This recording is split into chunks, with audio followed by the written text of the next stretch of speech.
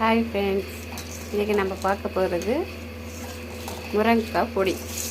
அதுக்கு நான் எடுத்துக்கிறது முருங்காய் விதையை எடுத்து காயை நல்லா வச்சுருக்கேன். இது நல்லா காஞ்சதும் எடுத்து வச்சுக்கோங்க.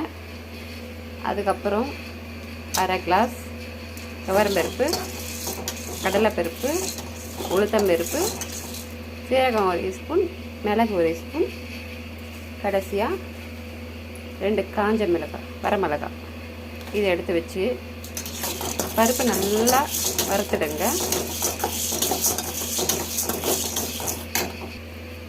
நாங்கள் காஞ்ச மிளகாய் கொடுக்குங்க.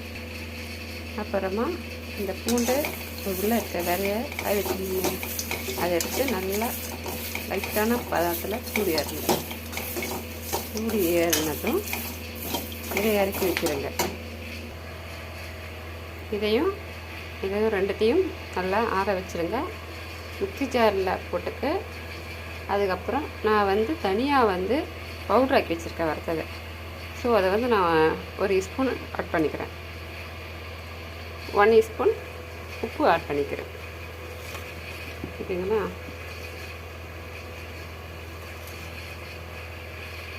உப்பு 1 ஸ்பூன் ஆட் பண்ணிக்கிறேன்.